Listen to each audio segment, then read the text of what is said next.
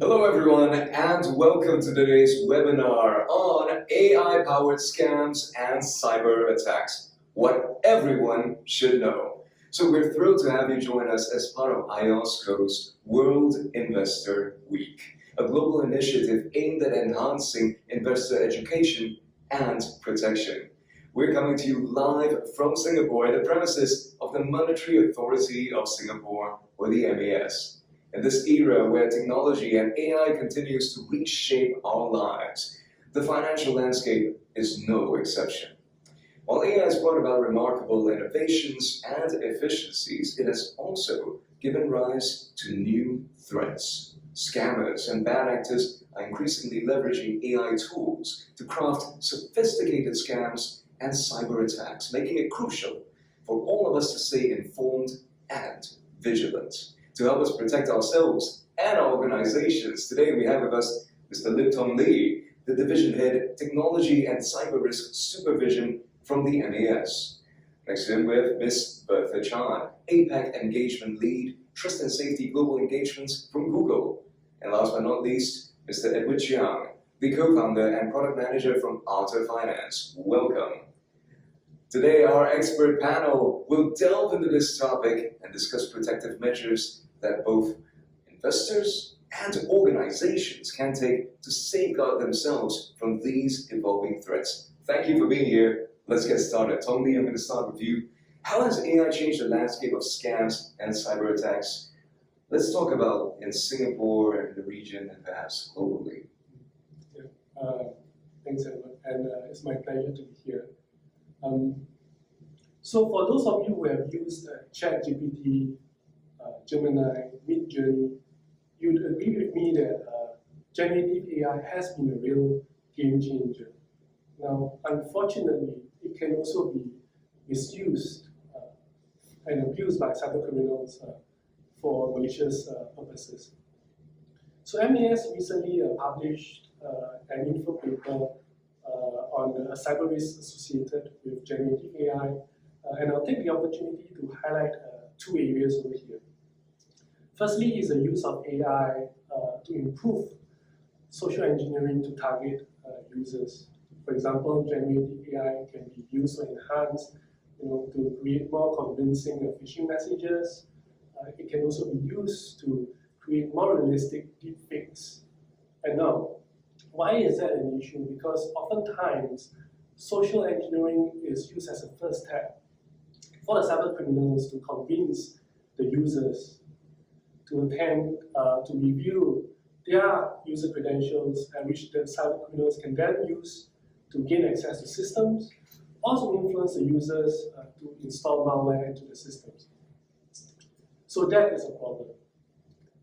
The second area is where AI can actually be used to generate malicious content and malware for cyber attacks.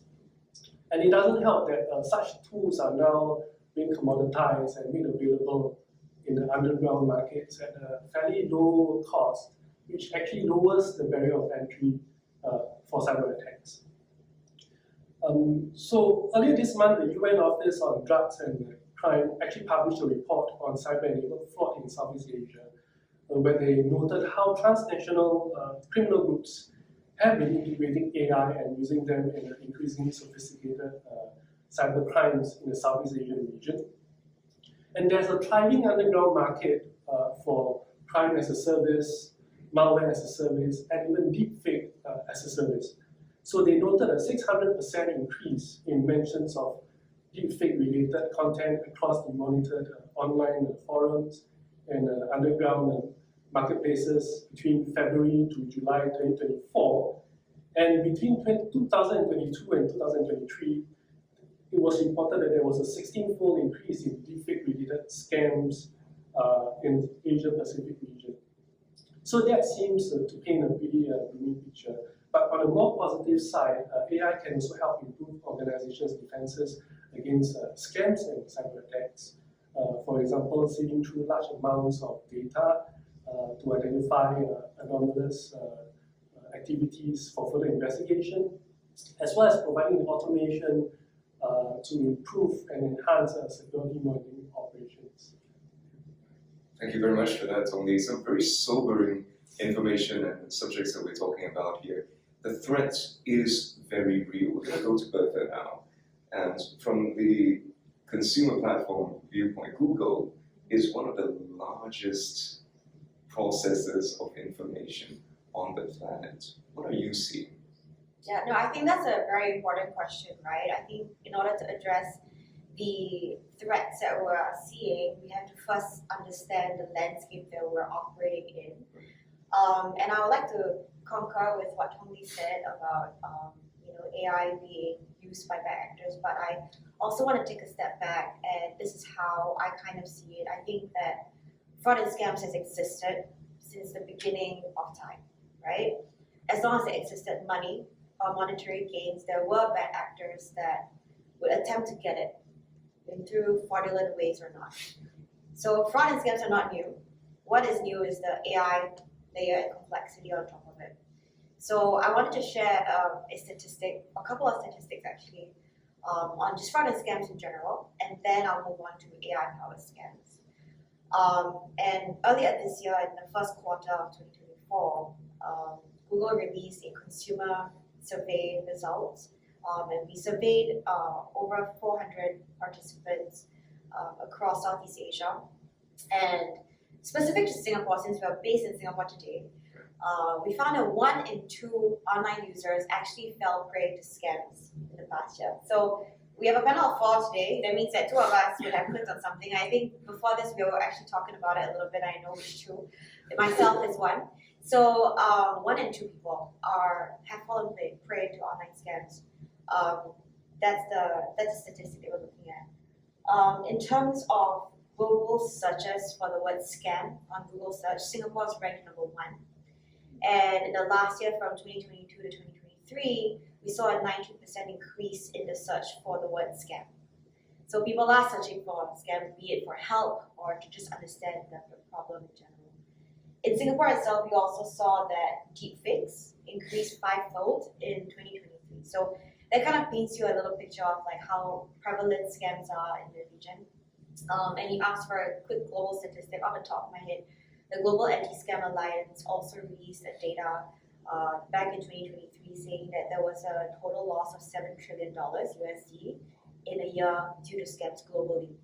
So not just impacted the individuals, but also the financial losses that are accompanying that. So the fraud and scams is not new. What is new is the AI layer on top of it. And I think Tony already mentioned quite a lot of different ways that AI has been used to scam victims. I think that the common ones that we do hear about, because we're exposed to it on media, is deepfakes and synthetic media. So that's basically using generative AI to imposter or impersonate voice or images, right, to scam. But I think what is creative and innovative amongst the bad actors is, like Tony mentioned, in the dark web, there are bad actors now selling AI tools to help the bad actors hack into systems, circumvent guardrails, as well as maybe at scale finding common passwords, as well as impersonating. So there's a creativity element to it. The other element that AI has been enabling bad actors is the social engineering part. So scraping your public social media profiles to understand who you are as a person, and then using that information to scam the victims, social engineering in a manner. So I'll conclude by saying this. I think fraud and scam is not new. AI is an additional layer empowering that today. And it's making scams more sophisticated. It's making scams higher in volume, and it's making scams more targeted. Thank you so much for that, Bertha. Wow, $7 trillion.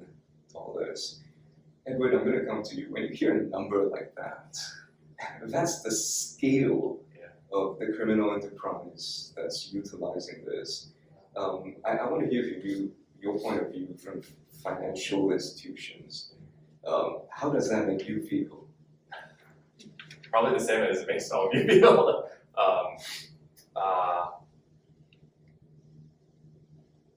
I think, like Bertha said, fraud and scams are not new. I think, like before there was AI, there were scams on over email. When the internet first showed up, there were scams. When mobile devices first showed up, there were different kinds of scams.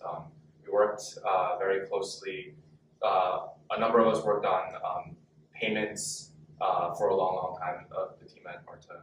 And for that, we did mobile payments, and there were tons and tons of scams around taking over devices and like key logging and all this kind of stuff. So all of this isn't new. I think like Martha said, the part that's new is the AI piece of it and the ability to kind of like generate things that you weren't able to do before.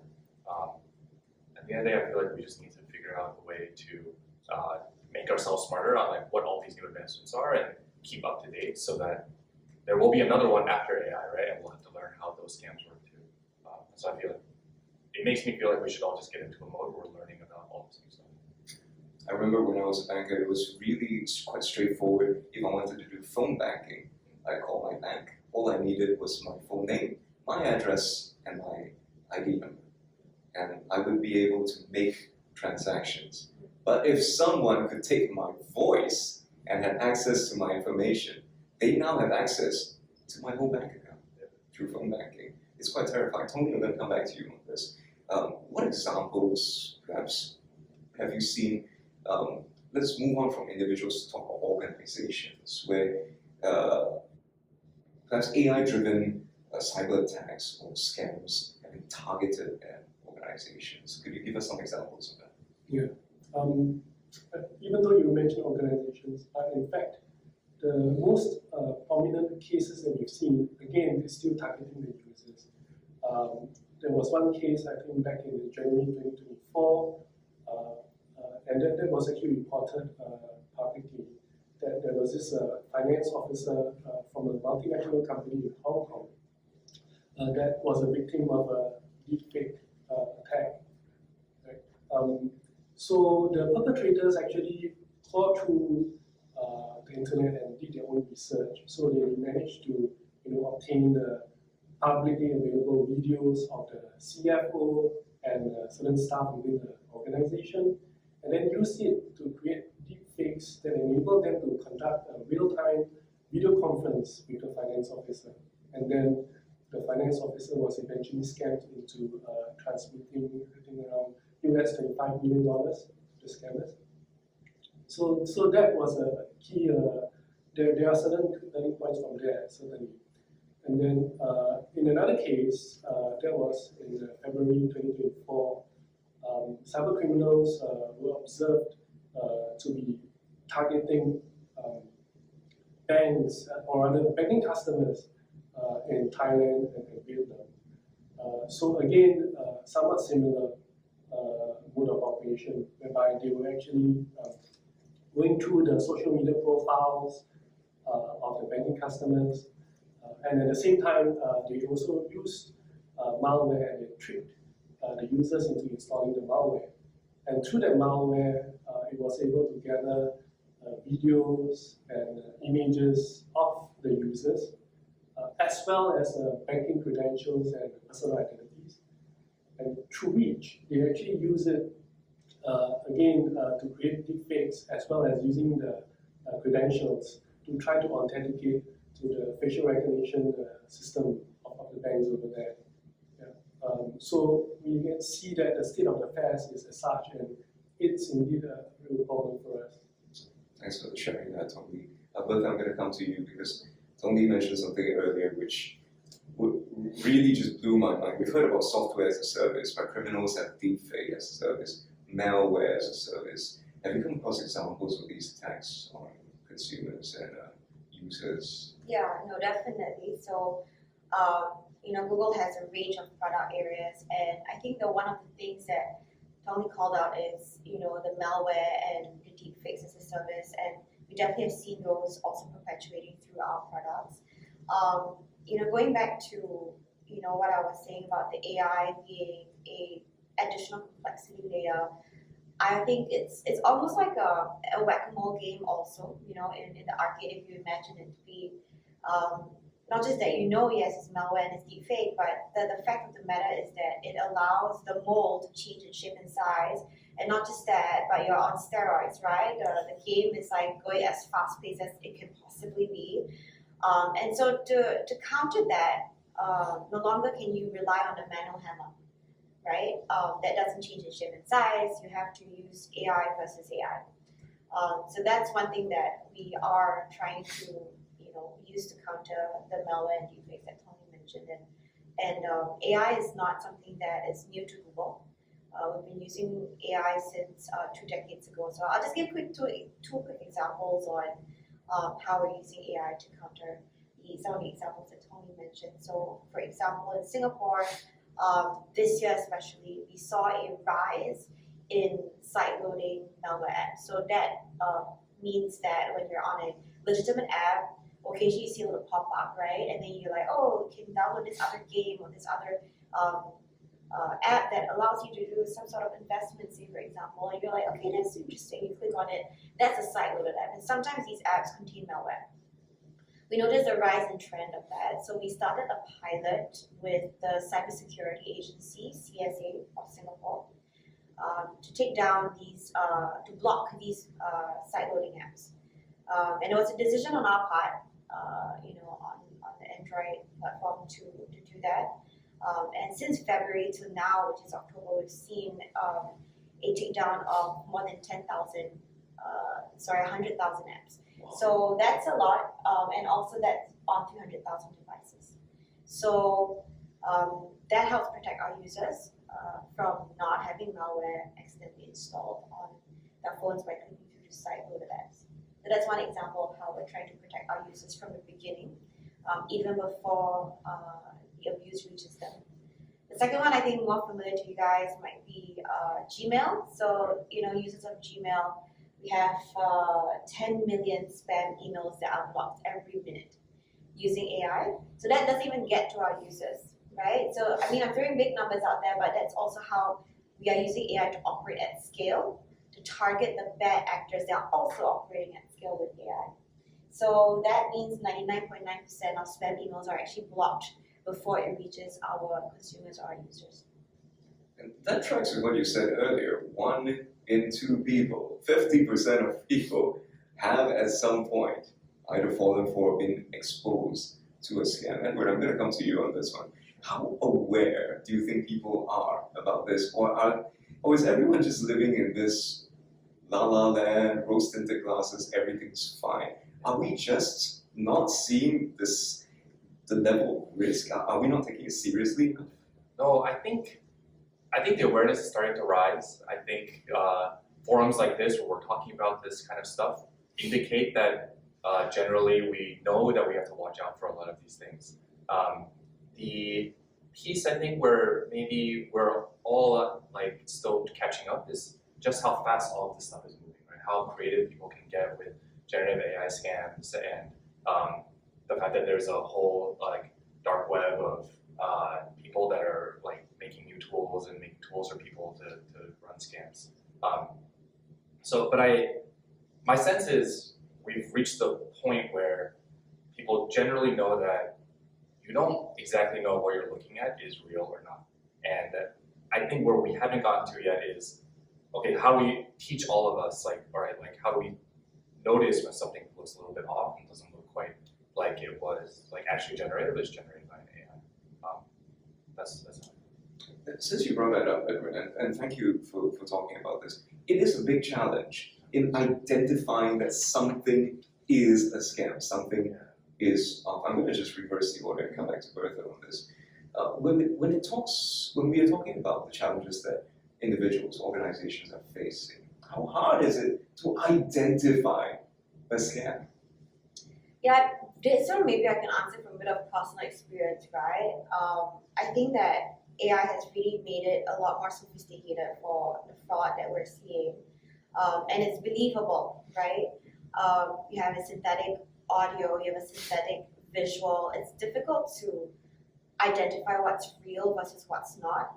So my personal experience has been, just to have a healthy dose of skepticism when you are online. And if something looks kind of off, it probably is. You might want to double check what you're looking at. But for this reason also, we understand from the Google perspective how users might also be feeling. So one of the key hallmarks of what we do is also trying to empower the user to make informed decisions. And we try to give as much information as we can around images to allow that to happen. So for example, with the advent of synthetic media and Gen AI, we launched a new tool called Synth ID, which is basically watermarking images. So if you put a generated image through Synth ID, it will tell you if it's synthetically generated or not. So that's one. But also more commonly, I mean, if you just go onto Google image search, you probably notice information around images. So you can actually click through the three dots on top and it says about this image, and it can tell you like where this image was from before, where it was cited in other websites, so that users like myself can make a more informed decision about what I'm seeing online. So these are just some examples of how Google is trying to help give a little bit more information about the digital images online, so that users like ourselves can distinguish it a little bit better. Thank you for that. Tony, I'm going to come to you, because when we talk about the public sector, we do have some legitimate concerns with regards to the security and safety of government infrastructure, government software. You deal, and here at MES, you literally deal with the money in Singapore.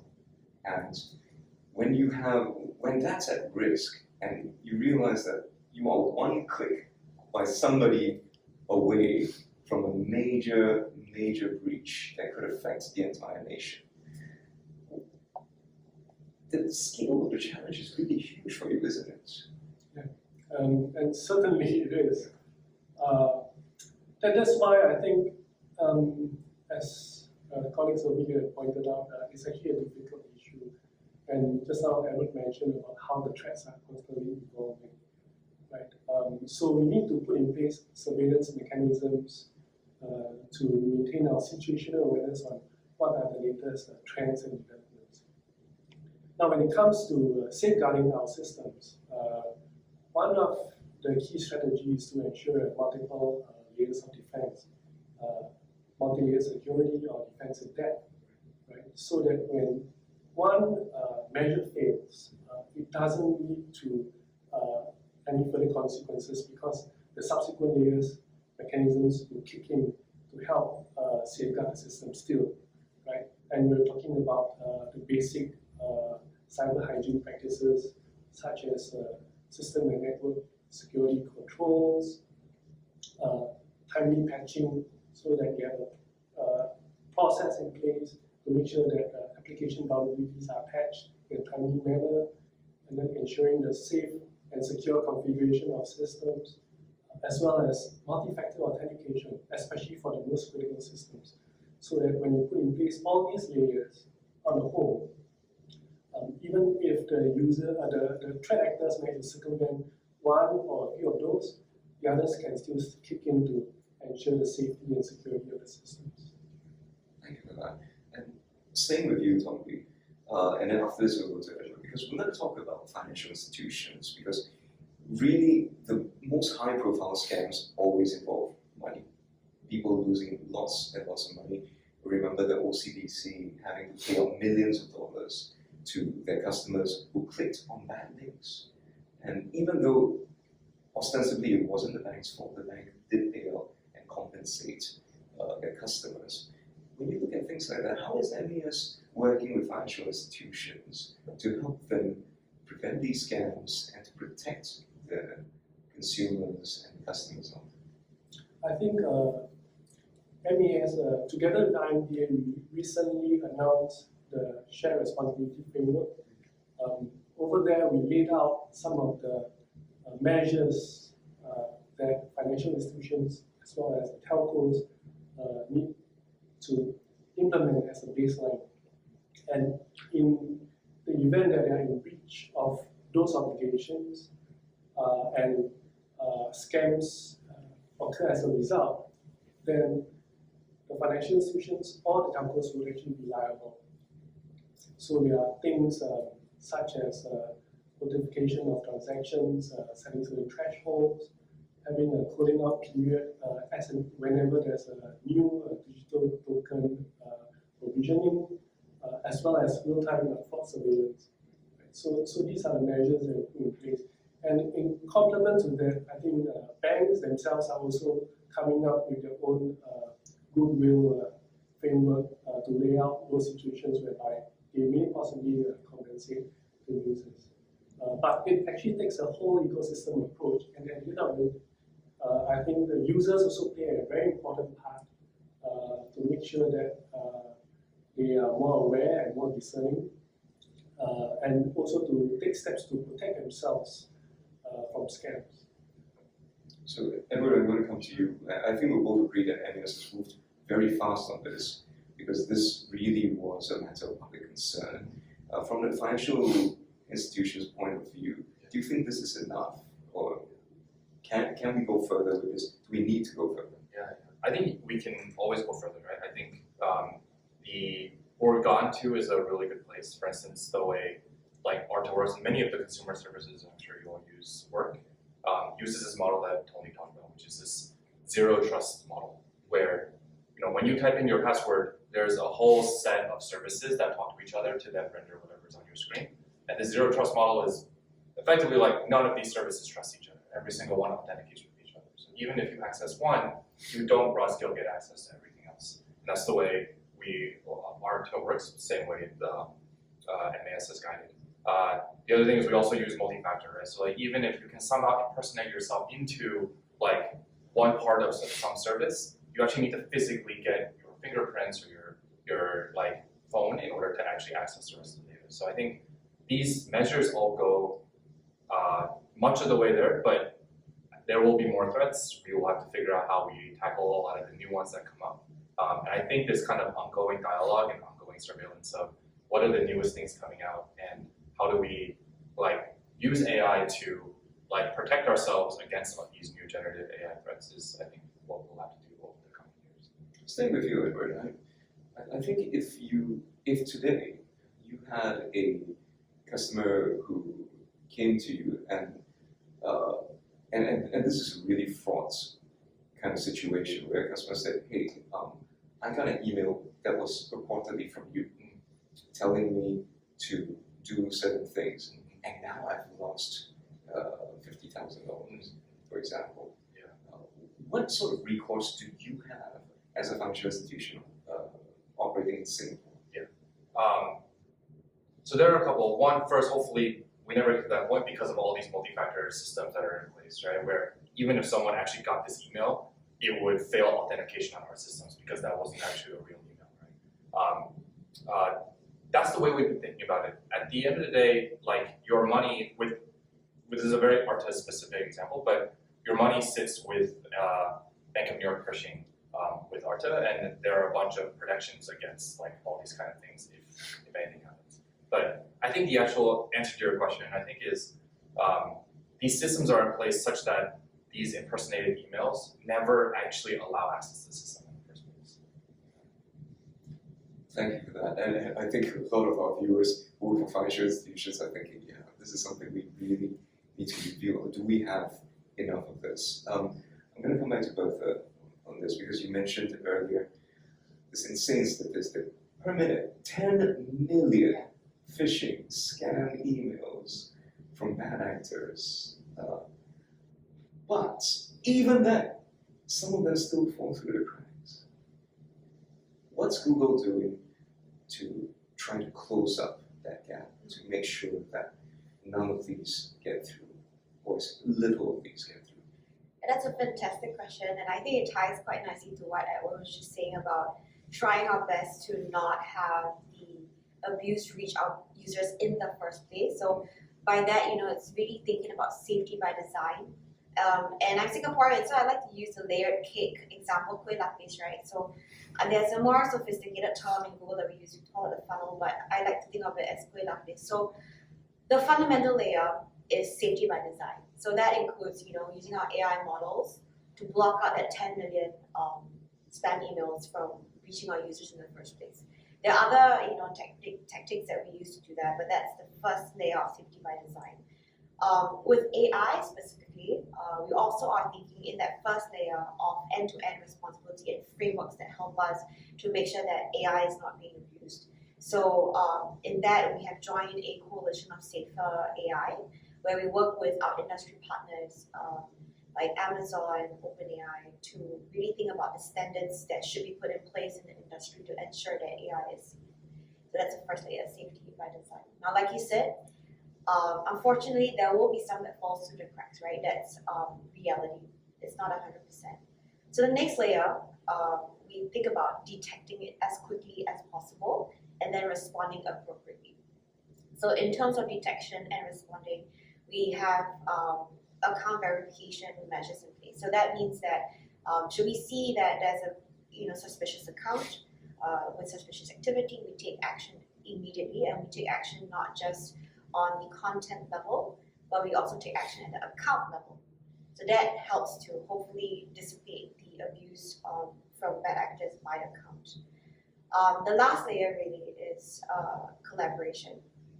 So I really like Tomlin's point about the shared responsibility framework that you guys have. So that's an example of a collaborative response, right? So from there, it comes back in a loop because when we collaborate with industry, that helps us to kind of set the path forward and lay out grounds where we can protect our users further and preempt some of the potential abuse that might happen in the future. So I'll give an example. There's a global anti-scam alliance where the mission is really to gather the entire industry together to basically fight scams. Back in March, they launched the Singapore chapter, which Google is very proud to be part of. And more recently, in the last couple of weeks, in early October, we started a global signal exchange framework where we endeavor to share our data about scams with the industry. So hopefully that helps the industry, and the industry can help us to pave the way forward, right, to fight scams together. So that's kind of layered model that we have. So safety by design first. Hopefully that's the biggest layer to catch all. And of course, being realistic, that's not going to be 100%. We have to detect and respond accordingly. An example was the account verification. And then the last part is really partnerships and laying the ground forward so that we can preempt some of these potential abuses in the future. It's really great to hear actually that you're sharing best practices across organizations, because all of you have the same aim to protect your users, your clients, your customers. Tony, I'm going to come to you here because you have these individual organizations doing their best. They all have slightly different approaches, even though they have the same aim. As a regulator, do you feel it would be more effective to then legislate for a list of measures that all companies and organizations across the board have to take forward? Do you think the better approach is to let everybody find their own way or work together on a more ground-up level? I think just to share some statistics. So we actually regulate and supervise more than 1,000 financial institutions, big and small, different sizes, different complexities. So it is indeed a challenge on how do we actually set the rules. So the approach that we're taking is to make the rules principle-based, and then at the same time, we provide further guidance on what are things that financial institutions need to do to protect themselves. This can come in the form of guidelines and circulars. For smaller institutions, I think for the larger institutions, that actually works well for them, and sometimes they actually prefer that so that they can actually make their own decisions on what solutions to invest in and so on. But for the smaller institutions, usually they tend to need more guidance, and that's where we could actually share more through workshops and seminars and town halls, which we do hold from time to time. Yeah. But actually, that's just one part of it. So as part of our cyber resilience strategy, there are actually 4 pillars. So I mentioned regulation and guidance, which you were asking about. That's just one of the pillars. There are actually 3 other pillars. The second pillar is on supervision, right? Which is something that financial institutions dislike, but we have to do it anyway. It's how we actually conduct on-site inspections on them and to check and make sure that they are doing what's needed to meet our requirements and expectations. Right? The third pillar is on surveillance and information sharing. So I mentioned a bit on that, on why surveillance is necessary. So it helps us maintain situational awareness about the latest trends and developments. So we have a team of research and intel analysts who's performing that. And then the team will actually share relevant insights to the financial institutions through this platform that we have. And we also encourage them to share some of those relevant information to their staff and customers so that we raise the situational awareness and make sure that they are better protected against the threats. And the fourth area is actually on the capability development and testing. So we partner industry associations and financial institutions on various sector level initiatives. One example of an initiative would be the conduct of sector level exercises, right? Where we go through a simulation scenarios and so on to test the preparedness of our financial institutions. So it's a bit like those anti-terrorism exercises we see at very public at the train stations and bus interchanges. Somewhat, yeah. But it's a lot less visible, I think, because there are no explosions and actors falling down. Yeah, so there's a combination of different types of exercises that we've conducted with financial institutions. Some of them are more of a tabletop based. But at the same time, we have also conducted industry level penetration testing and red teaming exercises as well. So those will be more practical and hands-on, whereby we get third-party service providers who have such capabilities and are trained in such areas to perform the testing against our financial institutions and see how they actually fare against that. That's great to hear. Thank you for sharing that, Tony. Edward, I'm going to come to you on this. You've got a great opportunity here sitting with the regulators. Is there something you would like them to do? I think this is, I'm going to ask you two questions. One is, what do you like? What do you appreciate most about what they're doing for you? And what else would you like from them? What do you think they could do more of? Yeah. So first, what are they doing that you really appreciate? Yeah. I think the answers to the two questions are actually the same answer. But the thing we've really appreciated about working with MAS is there are a lot of best practices that are shared out across the industry. And I think the very, very special thing about MAS in Singapore is that it is a country and a market that is very well versed in financial institutions. It's also a regulator that's at the forefront of thinking about AI before I think many other countries may be thinking about it. And so I think the guidance that we've already gotten from MAS has been extremely helpful. And I think, like Tony said, more of opportunities where all of these financial institutions, both big and small, share with each other on what the best practices are, what they're hitting. For instance, if you think about us as a smaller financial institution, we've learned a lot about AML from what the larger financial institutions have run into, right? And so we learn and hopefully never hit a lot of the things that the bigger ones hit because they've already gone through it. So I think more and more opportunities like that to just learn from the entire ecosystem would be great, and we've already learned so much. Yeah, because and thank goodness that there has been this major, very high-profile case of the $3 billion in the money laundering case that was picked up. It's been sorted out, and I think the public is very grateful that the government is looking out for these things. But unfortunately, these things have happened and will continue to happen.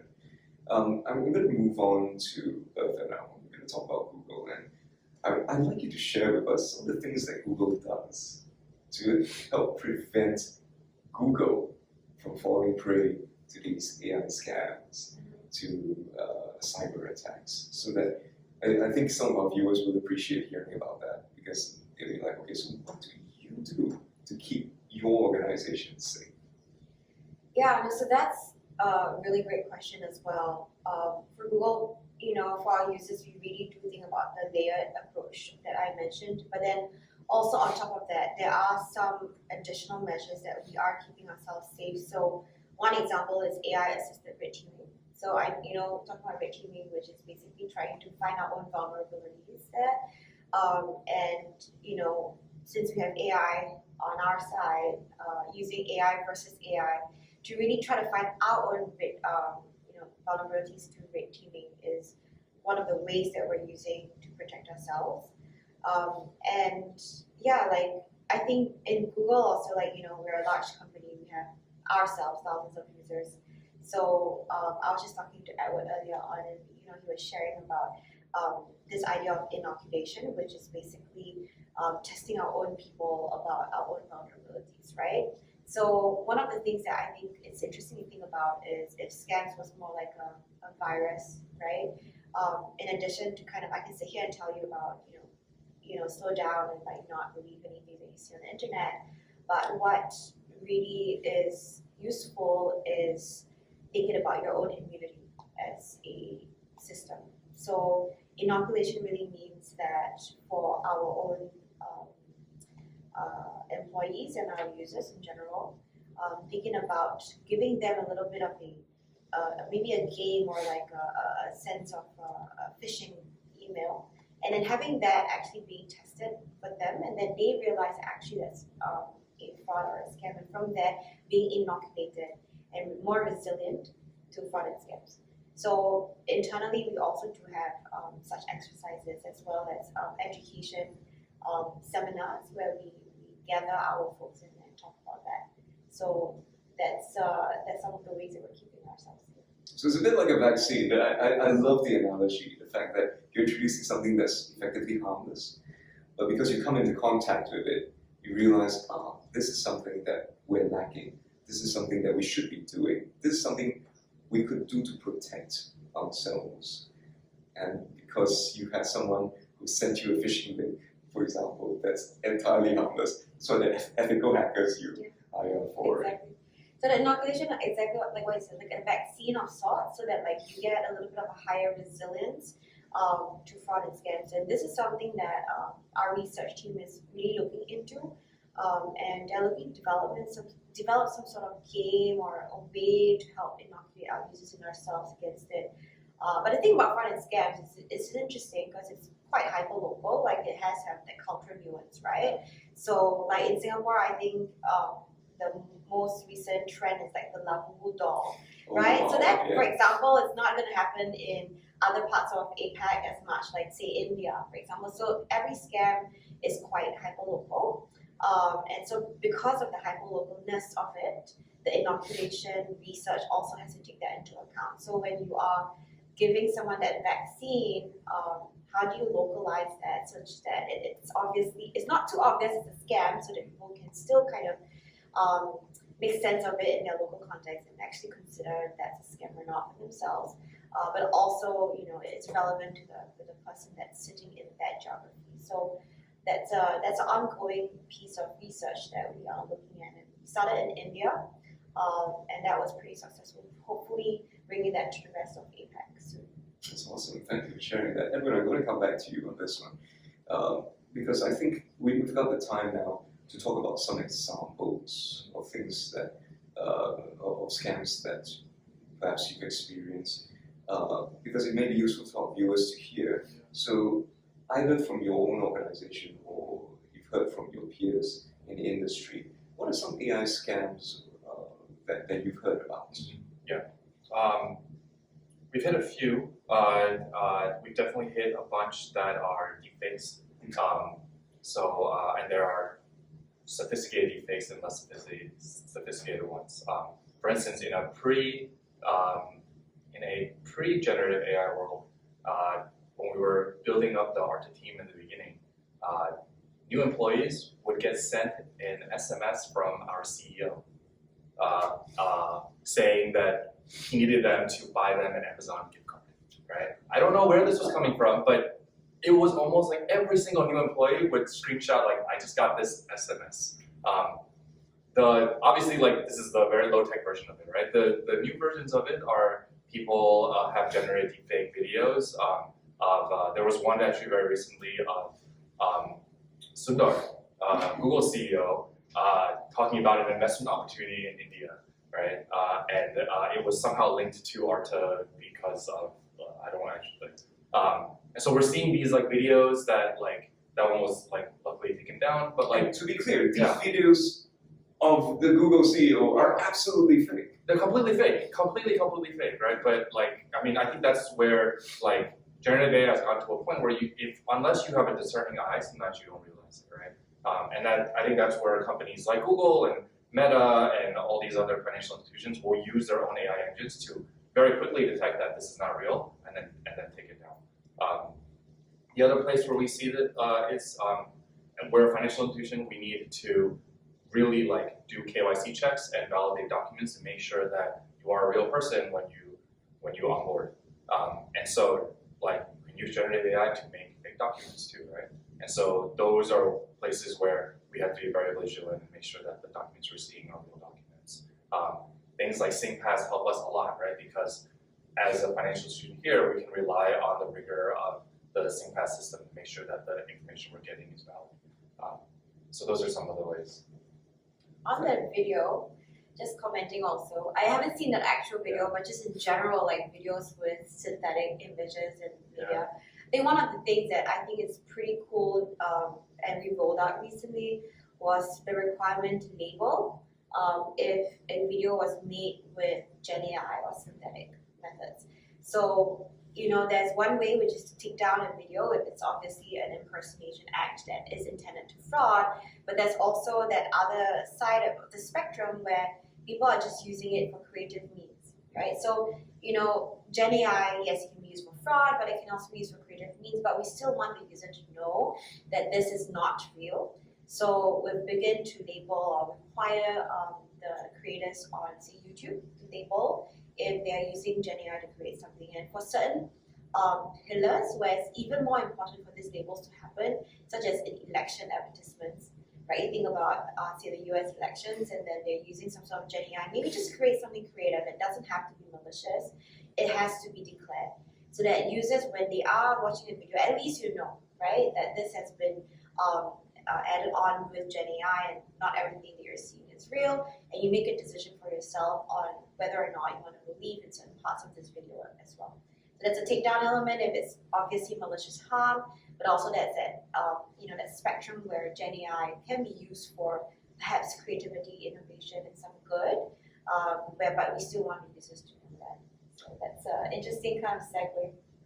Thank you for bringing it up, because this is where I have to ask Tony Lee. I've seen ads on Facebook, literally with Senior Minister Lee Hsien Loong's face, and the caption is, Lee Hsien Loong has a new investment that he has that you can be part of too. I'm paraphrasing, but the idea is that they're taking a public figure in Singapore, the leader of Singapore, they're putting it on an ad, and an image is obviously fake, and they're getting away with it. Is that something that's concerning to you? Certainly it is. Yeah. So, in fact, I think recently the Singapore Police Force actually published a report on their mid-year fraud and cybercrime statistics. So within it, they actually shared some statistics on investment scams, actually, which is kind of worrying. So for investment scams, they are actually ranked number 4 in terms of the number of cases reported, but they are actually the highest in terms of the total number of monies lost at 133 million, and that's way above the second place, which is job scams at 86 million. So that's certainly a very worrying thing. So for that note, I think investors' awareness about such situations and the trends is actually very important, and they need to be more discerning. And I suppose the basic 101 of investment is that don't invest in something that you don't know, right? If you want to invest, you need to do your due diligence, your research, your homework to make sure that the investment platform and products, they are credible, right? And of course, we have Money Sense, which is maintained by my colleagues in MES. So it has a fair bit of online resources on financial education as well as protecting yourselves against investment scams. So I think over there you can learn about the importance of verifying investment opportunities and recognizing the red flags and warning signs, right? Such as unrealistic returns at low or no risk, right? So there are investment opportunity claims that guarantee to protect your capital while promising almost zero risk. So those are things that you need to be mindful of. And then there are pressure tactics, whereby the scammers could be using limited offers, timed gifts, or rebates to rush you into committing your money into those investments. So the investor education, I think that's something that would be very key. Thanks for sharing that. I'm going to go to Edward and Bertha about the red flags that people should look out for. But I'm just going to add quickly here that some of the more high-profile cases of investment scams, durians, nickel. What do you know about nickel trading, folks? If you know nothing about it, maybe it may not be a good idea to be giving your money to this person who says, I'm going to trade nickel for you, I'm going to give you 10% returns every month. That's very unrealistic, as somebody mentioned. Edward, do you have anything else to add to that? What red flags should you be looking out for? Red flags. Yeah, it's things that just scream to you, this is a scam. Yeah. I think if you look at deepfaked videos and images, there's something almost cartoonish about them sometimes. And I think this is the part where we need to keep evolving because at the moment they are like that, but they will get better. And I think that's the part where, like, as they get better, I think we need to train ourselves a lot. But at the moment, you can often find lighting that's off, right? Like things that aren't aligned correctly. There's a little bit of like, it looks real, but your gut tells you it's wrong, right? And I think at the moment, you kind of have to just trust that a little bit and at least have that kind of healthy dose of skepticism. And I think that's where I would start. Low-level paranoia. Low-level paranoia. Bertha, red flags. I was gonna add on to that. I can sit here and tell you red flags, but the red flags will change, right? Because the tactics are evolving. Bad actors are creative. They're moving fast. So I like to go back to the idea of that healthy dose of paranoia and skepticism. And interestingly, back to the survey that we did, I think probably you guys already know this, but I'm going to say it again. I don't know. For me personally, I used to think that the people that fall for scams are the elderly, right? Because you think that, they're not as digitally native, they are new to technology, and so maybe they're more vulnerable.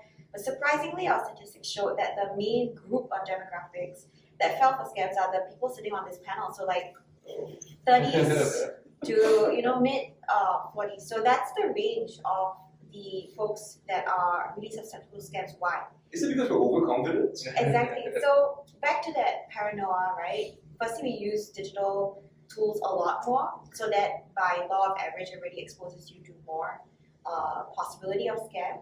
And secondly, being a little bit more digitally native and have grown up around technology quite a bit, you wouldn't think that you are the person that falls for scams. So that is where I want to call out the red flag. Perhaps is us, where we want to, really check ourselves and think about if your gut tells you, to your point, that something is wrong. Maybe you should really stop and think about it. And I also want to call out that the healthy level of skepticism shouldn't be seen as hindering digital progress, right? You can still use your tools, you can still use your, digital tools as per normal, but having that sense of heightened awareness is really important. And maybe I can share a personal analogy that happened recently, and it's sort of an investment scam, but thankfully this time I didn't fall for it. It's on a social media platform that I use quite frequently. One fine day, one of my friends posted a story. It was quite unlike her. Okay, so but she's a very trustworthy person, right? And she goes like, "Oh, I just recently got into this new investment, and guys, I just want to share a little bit more about it." And it was investing. I forget about what, but then she put a link out, and she goes like, "If you want to know about more, I actually earned X amount of money within minutes. Wow. So if you want to know more, click on this link, and then my coach would coach you as well." So for a minute, both me and my husband, we both follow her. We're like, "Oh, she's got a new way of making money. Good for her." And then my husband said, "Actually, it's quite unlike her to post these kind of things, but it's interesting. Maybe she's really excited about it." And then my gut told me, okay, maybe not. Maybe let me check with her. So I separately messaged her, and it turns out her account was hacked. Wow. And it was hacked not just on that social media platform because she had used the same passwords for multiple things. Her email was also hacked. And her email was also linked to booking sites for travel. Thankfully, her credit card wasn't linked to those booking sites because they tried making transactions there. But back to that level of skepticism, it's so socially engineered because they had chosen a friend that was, I can dare say, very trustworthy in a typical format, and she is, that you wouldn't doubt what she puts up online, and they had tracked her and observed her activity for a period of time as well, such that the stories actually used similar tone and wordings that she would use. They even used a picture that we haven't seen before from her probably other social media sites. So we're like, okay. So that back to the level of skepticism, I think it's really important to have, and just being aware that the more you use technology, of course, it exposes you to more vulnerabilities and risks, but have the underlying level of slight paranoia that helps you to have that awareness would be really important. Humility, very important. Okay, last question for each of you, aside Tom Lee, to Bertha and Edward. Tom Lee, one thing, if there's one thing you want the audience to do differently after watching today's webinar, what would it be? I mean, since this is the World Investors Week, so I'll just have something for the investors out there. So don't invest in something that you don't know about. Stay current, keep abreast about the latest scam tactics, and then learn to recognize the red flags and warning signs. Thank you very much for that. Perfect. Wow, I have two things if you allow me, 10 Please. seconds for each. So to individual users, I think 3 S's, right? You want to slow down when you are looking at something that's fishy. You want to stop and check. And then if you're finding it very fishy, just stop, right? So slow down, spot check, and stop. That's one. And the other part is really, I think we touched upon partnerships just now. I just want to call out for the industry, it's really important to have a whole of industry partnership over here. And my view of fraud and scams is that there is a victim, there is a weapon. In this case, we talk about AI being a weapon, and there's a bad actor. To be able to encapsulate all three, we need a whole of society approach and partnership on the ecosystem. Thank you. Edward, final word from you. Honestly, I have a very practical one, which is turn on two-factor authentication on all your accounts. Like, turn on biometrics, turn on two-factor. That gives you one extra level of protection in case anything ever, like, somehow tries to impersonate you or doesn't account take over. I think that gives you a lot of protection. Yeah, to a thing. Google is an authenticator app, folks. It looks like a star. If you're wondering what that is. And my one thing I would give as advice to all of you watching, please, if you're going to give your money to anyone, please only deal with regulated entities that are regulated by the MAS in Singapore. Don't give your money to someone who's going to buy durians for you in a part of Malaysia you'll never be able to see. Thank you very much to all of you for joining us today for this webinar on AI-powered scams and cyber attacks. Now you know what you should know. We hope you found the insights shared by our expert panel both enlightening and empowering. Please do scan the QR code we're going to put up on screen for the survey to let us know how we can serve your needs better. And before we conclude, we'd like to remind you to check the IOSCO World Investor Week website for more resources on investor education and protection initiatives. Thank you once again for joining us today, and we look forward to seeing you again in future events. Stay safe and stay informed.